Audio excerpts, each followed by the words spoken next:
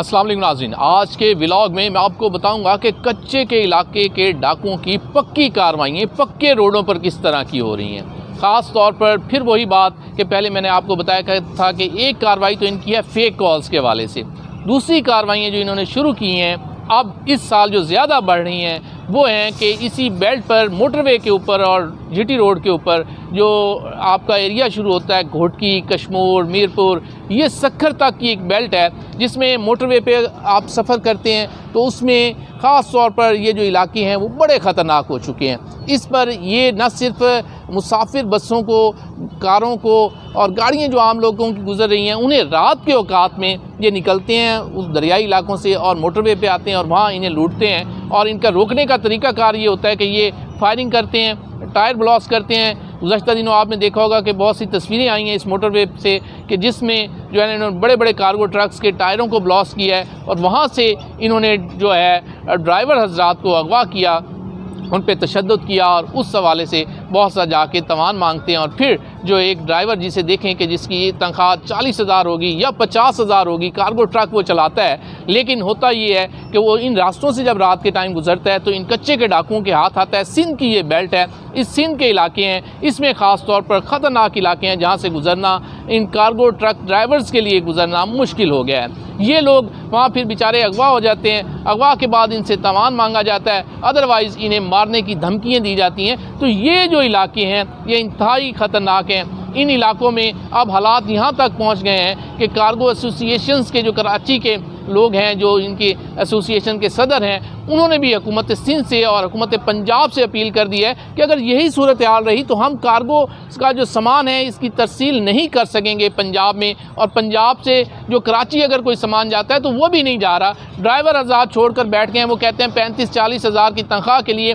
हम अगवा नहीं हो सकते, हमें जब तक तहफ़्फ़ुज़ नहीं दिया जाएगा उस वक्त तक ये लोग कैसे बचेंगे। अब तहफ़्फ़ुज़ किसने देना है? या तो वो सिंध पुलिस जो है वो इतनी एक्टिव हो, इनके खिलाफ कार्रवाइयाँ करे तो फिर जाके जो है ये कोई तहफ़्फ़ुज़ मिल सकता है। इन्हें अरेस्ट करें, इन्हें मारें, इनके साथ कुछ भी करें, इन्हें अगवा करें, जिस तरह ये अगवा करें तो पुलिस को चाहिए कि इनके खिलाफ कार्रवाई करे और ऐसी कार्रवाई होनी चाहिए कि हमेशा के लिए इनका क्रियाक्रम होना चाहिए। ये जो 4 डाकू पकड़ लिए, 2 पकड़ लिए, मार दिए, इस तरह ये काम नहीं रुक सकता। इन्होंने अब जो है इस माशी सूरत हाल पर असरअंदाज होने लगे हैं और इससे हो ये रहा है कि खौफ की अलामत ये 300 किलोमीटर की बेल्ट बन चुकी है जो मोटरवे की ख़ास तौर पर है, सिंध के इलाके में जा रही है, सक्खर तक ये बेल्ट है, घोटकी, ये इलाके अब ख़तरनाक हैं। इस पर आम रूटीन में शाम के औकात में लोग सफ़र करना छोड़ रहे हैं और छोड़ भी देना चाहिए। अगर यही हालात हैं तो सफ़र नहीं करना चाहिए। क्यों कोई ड्राइवर 40-50 हज़ार तनख्वाह की खातर अगवा होगा? तो ये एक अगवा बराए तवान का एक सिलसिला शुरू किया है ये इन्होंने,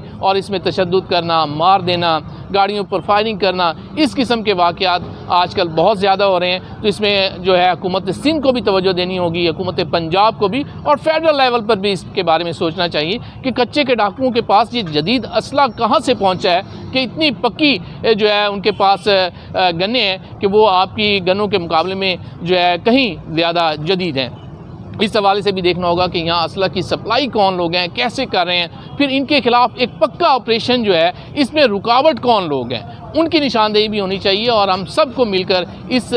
हुकूमत से भी ये मुतालबा करना चाहिए कि इनके खिलाफ कोई पक्की कार्रवाई हो, ताकि जो ये रास्ता है, जो मोटरवे है, ये बनाने का जो मकसद था वो यही था कि ये एक महफूज सफ़र हो, आसानी हो, बर वक्त लोग अपने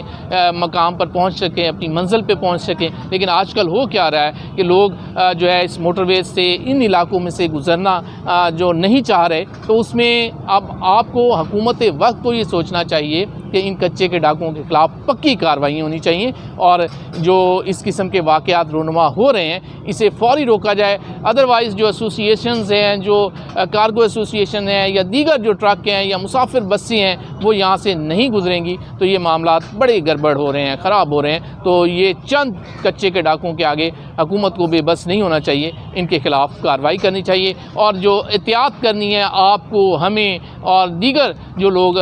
मुसाफिर हैं उन्हें इस रास्ते पे जाते वक्त कोशिश करें कि शाम से पहले आप इन इलाकों को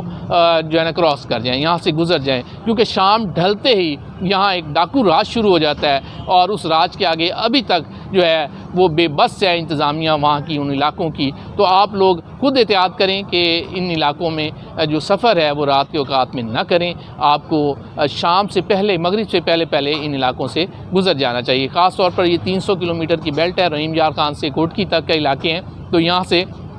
आपने अगर सेफ़ सफ़र करना है तो बर वक्त गुजर जाए, मगरिब से पहले। उसके बाद ये इलाका फ़िलहाल डेंजरस है, लेकिन हुकूमत इसके ख़िलाफ़ अगर देखें तो कार्रवाइयों के मैसेज आ रहे हैं, पंजाब गवर्नमेंट के बड़े आ रहे हैं मैसेज कि आप खुद भी बचें, अपने आप को भी बचाएं। और इसी तरह सिंध गवर्नमेंट भी यही चाह रही है। लेकिन जो अवामी मुतालबा है, जो एसोसिएशंस का मुतालबा है, जो ट्रक एसोसिएशन का मुतालबा है, वो यही है कि कच्चे के डाकुओं के ख़िलाफ़ कोई पक्की कार्रवाई अब हो जानी चाहिए।